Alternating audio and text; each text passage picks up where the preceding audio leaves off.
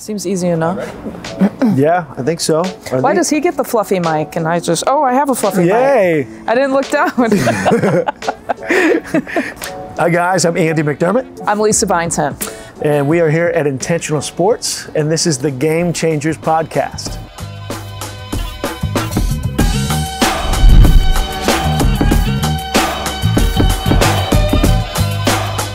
Today we're coming to you live from our outdoor speed court, which is right next to our weight room and our lobby.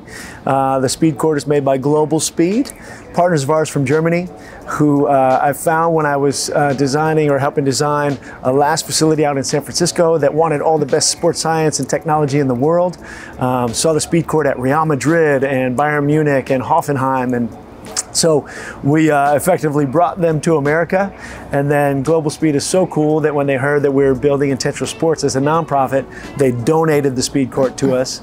And you might see some B-roll in this video, but essentially it is for speed, agility, reaction time. And for any athlete, this is a very unique technology. The only other one in America is actually at the Minnesota Timberwolves Performance Center, and it's on hard court so players can actually bounce the ball. So that's where we're coming to you from today. Good segue, talking about Minnesota Timberwolves, to talk about Lisa Byington, who is the voice of the Milwaukee Bucks in the NBA. To my knowledge, the first female play-by-play broadcaster, right, in the NBA? Yeah, and actually even beyond that, the first, what I was told when the Bucks made the hire, is the first woman to become the main voice for a men's professional sports team. Any men's professional sports team. That's amazing. That's way cooler than what I said. So thank you for Lisa being here. I just want to clarify too Yes. that since we're doing the interview here, I am post speed drill activities. Yes. So I don't know if that you were thinking that was going hand in hand with the interview, that we were going to do speed drills later. But yes. My knees, my ankles, and stuff will say no. Got it. You're saying that activity is behind you. What we're doing is the activity that I'll be doing on this wonderful facility. Right. We're more of coaches now at this point. We coach. So Lisa and I went to the greatest university in the world together, Northwestern University, where Lisa was a two-sport athlete, played basketball and soccer. I only played soccer, but we knew each other from our freshman year, which I won't tell you that was 400 years ago. That was 42, 43 years ago, and this was 400 years ago for me. But Lisa is also a board member at Intentional Sports, not just because of her life in sports, but because she's an amazing human being and inspirational to girls and boys of all ages. So honored to have Lisa here. So Lisa, the Game Changers podcast, we tell the story of someone whose life was changed by a game or games, and then also how are they now using the game to change other people's lives. So I'd like to start kind of early on. Do you remember when you first fell in love with a game? And what was it? Well, I mean, I just first fell in love with activity to begin with. And I'm fortunate, I always say this, I'm fortunate to have grown up in a two-parent household. And I know that's really, really unique. Both my mom and my dad are educators. Yeah. And my dad was my high school basketball coach. So I grew up in a household of teachers and coaches. And so thankfully, they were not also the parents that made me specialize, which I see, unfortunately, I think with a lot of kids growing up these days. So they let me choose. And they kind of, at a young age, you can't always choose what you want to do. So they just had me involved in a lot of different things. So I did everything from dance to tennis to gymnastics to soccer to softball to basketball. And then I got to kind of gravitate towards what I was interested in. But I love the opportunity that they gave me, the choice, the freedom of choice that they gave me. And as I got older, I played more soccer and more basketball, and really kind of gravitated towards that. But I was always an active kid. At recess, I was one of the only girls to play soccer with the boys out at recess. Yeah. Actually, I was the only, I shouldn't say I was one of the only, I was the only girl. Confirmed. I was the only girl to play recess in soccer. And my parents gave me that freedom and that platform. So like I would come home and they'd say, hey Lisa, how was your day at school? What'd you do at recess? What'd you learn? And I would say, you know, I played soccer with the boys at recess, and they'd say, oh, were there any other girls playing? And I'd say no, and they said great, you know. So I didn't realize that they were not only planting the seed, it's okay to be active and love sports, but it's also okay to just do what you want to do. And if you look to your right and your left and you don't see anyone who looks like you, but you still want to do it, like, it was okay for me as a 6-year-old, 7-year-old, 8-year-old to do that. And what I didn't realize is they were planting the seed early then, that I could continue to just pursue my passions as I got older and became an adult, and not worrying if I was the only one or the first one to do something. Yeah, man, that's awesome. Hooray to mom and dad for being good parents. They're great parents. Yeah, that's I'm very amazing. fortunate. Yeah. So in that youth career, was there a moment, you said you kind of gravitated towards soccer or basketball? Do you remember when you got good, or when you thought, man, maybe I have a chance to play in high school, or maybe I have a chance to dream about playing in college? Do you remember those days? You know, I remember in soccer, you know, again, I had a choice about playing like co-ed soccer, and that's what I wanted to do, because at the time I felt like that was the most competitive team. I had shorter hair at the time, and because I was one of the better players, some of the referees thought I was actually a boy playing, and they would say, you know, hey, we got to throw in here, son. And I would look at him like, I'm not a son, you know? And so, but I started to realize then, like I could compete with no matter who else is on the field. And same thing with basketball, you know, like I had this, for some reason I had developed this crossover at like 4th grade, 5th grade. And even the coaches were like, man, you know, that kid's like got a crossover that nobody else in this league has, you know? So, and I think it was just grabbing a soccer ball or grabbing a basketball in my free time, and because I just loved it. And so then it started translating into organized sports where, and not just because you're one of the better players, but like you just felt a passion to get out there and run and compete. And I don't know if I could say the word compete as a young kid, but I just knew I liked it. And so it was ASO soccer, it was, you know, Bantam basketball, it was 4th grade, 5th grade where I really started to gravitate towards that stuff. And then of course, as you get into middle school and high school, you get more organized and more serious. But it's just, I loved the activity and I loved the competition at that age. And I just wanted to keep tasting that and keep feeling it. Yeah. You know, I hear a recurring theme when I talk to people, not just on this podcast, but I work in youth sports and in soccer, you know, nationally and even internationally. And the one trait that I hear all the time about someone who is a special athlete, you know, and to be able to play in college is a special athlete, you know, that is really one in thousands, but it's that they love to play. You know, and you mentioned spending extra time with a basketball, extra time with a soccer ball, and these days, unfortunately, I see some kids who are truly talented, but it could be mom or dad who's forcing them to go to an extra private training session or practice 5 nights a week or whatever. And I still think that, you know, our really special players are the kids who will be playing with the ball on their own, or playing at recess every day, or playing in the backyard, you know.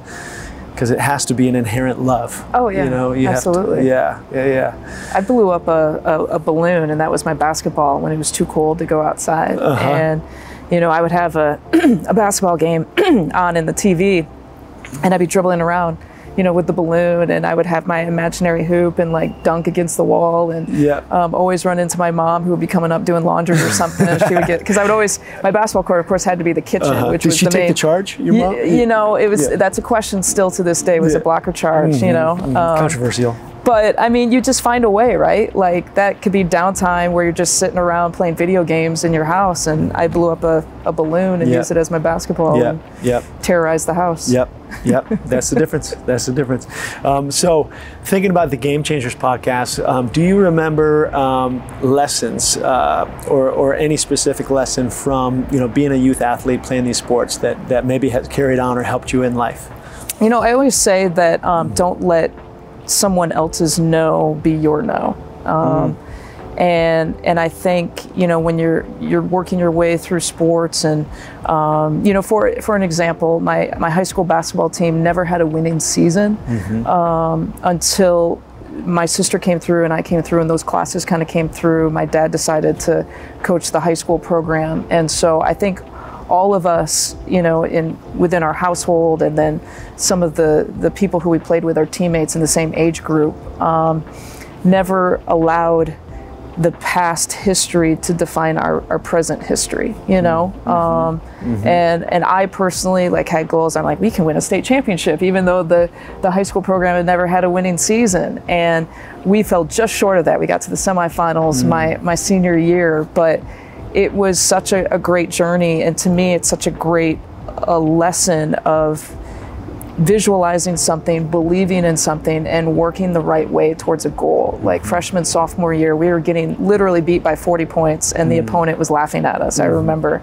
And junior year was my junior year was the first time we ever had a winning season in our high school program history. And then, like I mentioned, senior year, we got all the way to the state semifinals. And the school was taking bus loads to cheer us on and stuff. And so for that, it was a win, And I actually remember a college coach came up to me after we lost in the state semifinals and said, look, if I was fighting a battle, I would want you on my side, And for me, that I was mad that we lost at the time, but then as it always resonates, right? And I still remember it to this day, that sometimes it's not the outcome, right? But it's the journey, the journey there. And for whatever reason, this coach appreciated the way I competed on the court. And we did win because we did things that, the high school program had never done. So it all goes back to don't let, history, don't let someone else's definition of what they think you can do be your own definition. You define your own path. Man, I love that. That is a huge piece of why Ancestral Sports exists, is to give kids the opportunity to fall in love with something so that they can learn lessons just like that. Sports are just a way for us to learn life lessons. And the power of play we talk about all the time here, where just the ability for these kids or old people to Wait, we're the same age, so that would be old people. But for any of us to put our phones down and just shoot hoops or run around and breathe hard and be in the moment and not worry about anything else that's going on in their community or maybe even in their own household, and just laugh and run and make friends. That's the power of play. And those life lessons are, we take them with us our whole lives. So obviously you had a great college career, played basketball and soccer, but from there, sports are still your life. So can you kind of take us through your journey of how you've gotten to be where you are in your professional career? I graduated from Northwestern and immediately thought I was going to go national because everybody thinks that, right? And you're just not that good. So instead of going national, I went to Alpena, Michigan, which was the second smallest market in the entire country. Alpena, Michigan. It's northern Michigan. I love Alpena. Most people, you're lying. You've never been there. Northern Michigan. Back before we had satellite radio, when I was going up for my interview, I hit scan on the radio dial and it went all the way through without stopping. And I was on FM, I wasn't on AM. For you kids who are watching this, that's a radio. It used to be in your cars. It's say, people 40 and above will appreciate that joke. Everyone else is like, what is she talking about? But I was given the talk that it's not where you start, it's where you finish. And Alpena was a perfect place to start.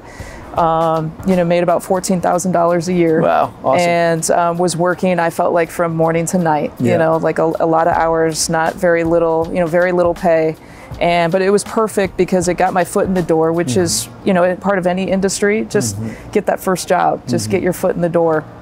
I was able to do that and work so many different jobs. You pick up the camera, you shoot your own highlights, you run back, you do your own editing, you write your own script, and then you shoot into the restroom because then you got to change out of your sweatshirt and jeans because you were shooting everything, right? And you got to change to your on-air clothes, put your makeup and do your hair, and then rush out to the studio. All that talent for $14,000 a year. Right, exactly. They got a good deal. It's a bonus for them, right? It's a bargain for them. And so, I was in local news. I moved to Lansing, Michigan, and was in local news for a total between Alpena and Lansing 12 years. So the first 12 years of my professional broadcasting life, it was local news.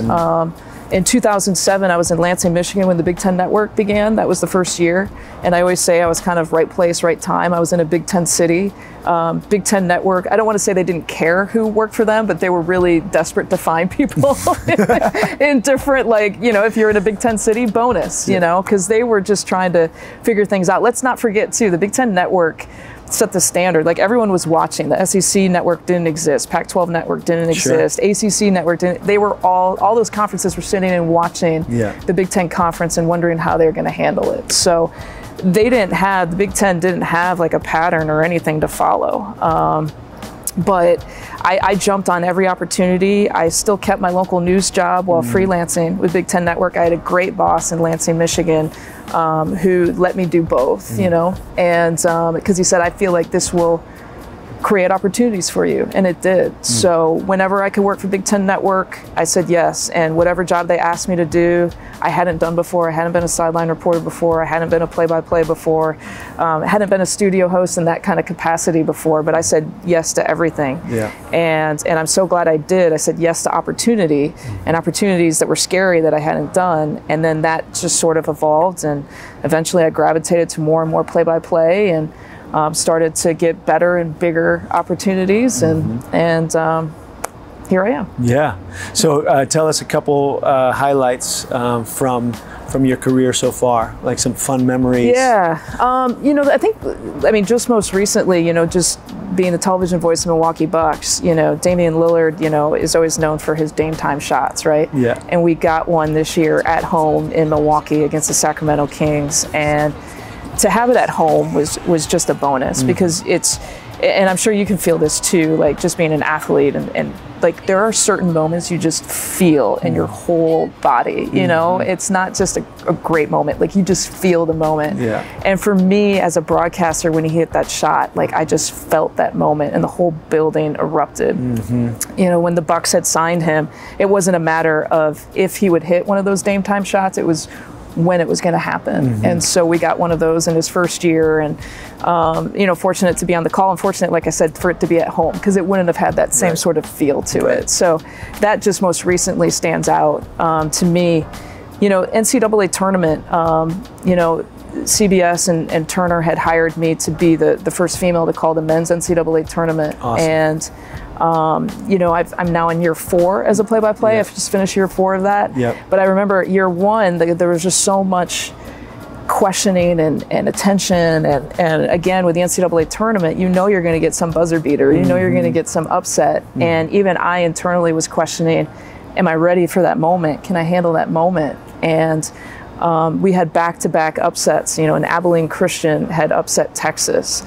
And I just, you know, made my final call, and I never do this, but I pushed myself away from the table that we were at and just kind of soaked in the moment. And the analyst who I was with, Steve Smith, was standing there, and he laid out what we call laying out, means not saying anything. And we just kind of both sat there, and I kind of like looked at him and smiled, and he gave me like a fist pump and everything. And that was just a huge exhale, you know, because the moment and the upset happened, and I felt like I was able to handle it. So, you know, those are 2 things I think within the last few years that stand out. Yeah, that's incredible. That's awesome. It gives me goosebumps. I'm not even a basketball guy, but that's the power of sports, right? It's like it creates that visceral feeling, you know, that can't be scripted. I think that's why we love it so much, because you don't know what's happening. Exactly. You know? I've been a part of thousands of soccer games, but if there's one on TV right now, I would watch it, because you don't know what's going to happen. You don't know what's going to happen. It's unpredictable every single time. That's amazing. Okay, and so wrapping this up, bringing it to, you know, Intentional Sports, to you're a board member, and I can't believe we just passed over 3 years, our first 3 years as a board. You know, why did you say yes when Crazy Andy called and asked if you would do this? Why Intentional Sports? You know, why do you believe in this mission?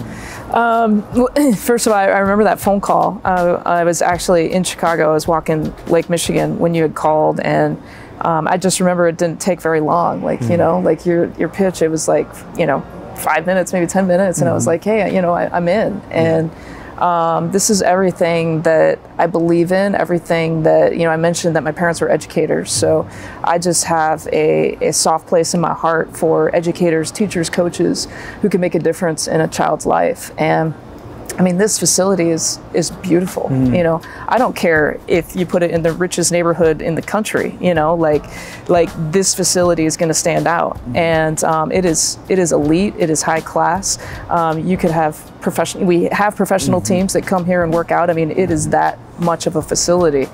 And to put it in a community where children need something like this and say, you know what, this is part of ours, and to give them hope and dreams and an opportunity. It's weird to think that not just a person but a building can do that, and that's what this facility does. It provides, I think, some children, families in this community with some pride, right?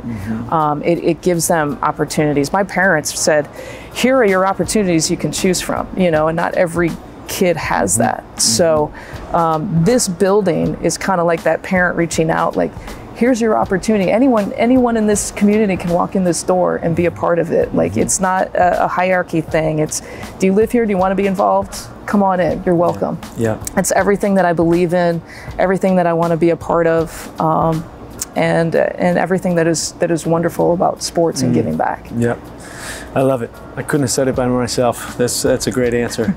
We're honored to have Lisa with us, both as a board member, as a role model for a lot of our young people here, and then as an awesome guest on the Game Changers podcast. So, and we got the right shirt memo too. We got it. Yeah, we're in the uniform today. So thanks so much for coming. Oh, it's a pleasure to be here. Sharing your story. Yeah. Thanks for watching, you guys.